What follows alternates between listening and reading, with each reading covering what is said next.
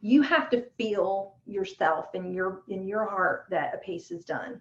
And really, there's a few different ways that kind of give you some clues as far as it being finished. For me, if I am sitting and evaluating a piece for longer than I'm actually working on it, like if I'm like just barely working on it at all, and I know it's towards that, getting towards that end stage, I've already got a composition established. I've been developing the areas that are active, and I've got rest areas because I like to have some areas of rest in a piece.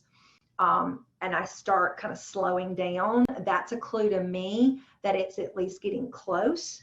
And when I get to that point where I feel like there's like nothing that I could add or subtract from it was going to really make it any better, that I feel like it already says what I want it to say.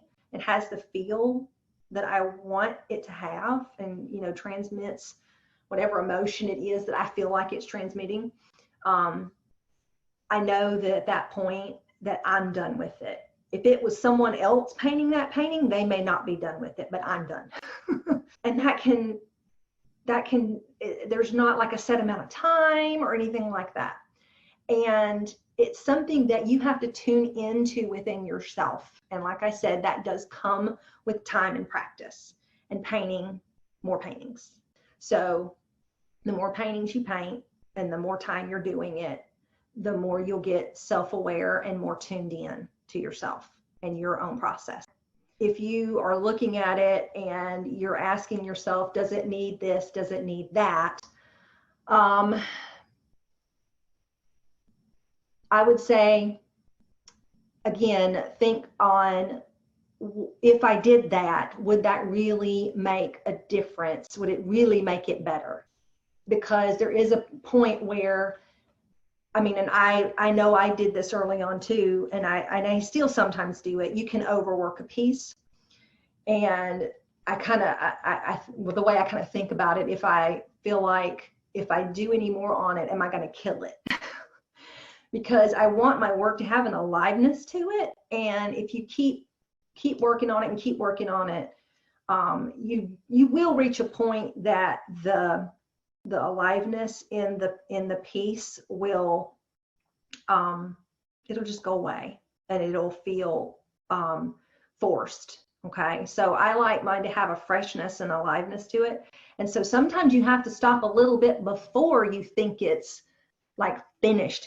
I've done that with some pieces where it's like, I feel if I did anything else, I actually might hurt that quality of it. So even though I could technically do this or that to it, if I do that, I don't feel it's going to contribute anything additional to the piece, and it actually may detract from the aliveness, maybe the tension in the piece, because sometimes there's an area it's like, I don't really love that area, but I probably should leave it because it adds some tension in that piece. And if I took it away, that little bit of tension would be gone. And a lot of times that's something that brings people into the work.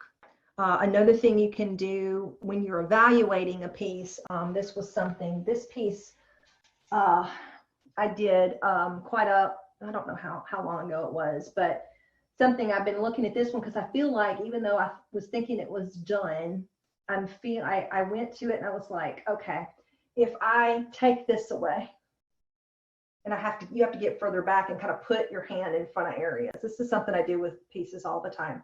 And I like cover it up with my hand and go, well, if I obliterated that somehow, if I veiled it, or if I hid it, or if I glazed over it, what would that do for the overall feel of the work? Because that's really what I'm going for. It's the, how it feels to me. And again, that comes with time and practice, with this intuitive way of establishing composition.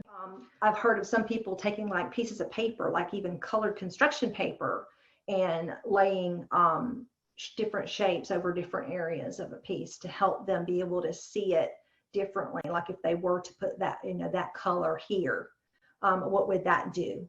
I've heard people taking pictures of their work and taking it into like Photoshop and digitally altering it. before they actually put more paint on it. All right, Megan's asking, do I ever get stuck? Like it's close, but not there yet. What do you do?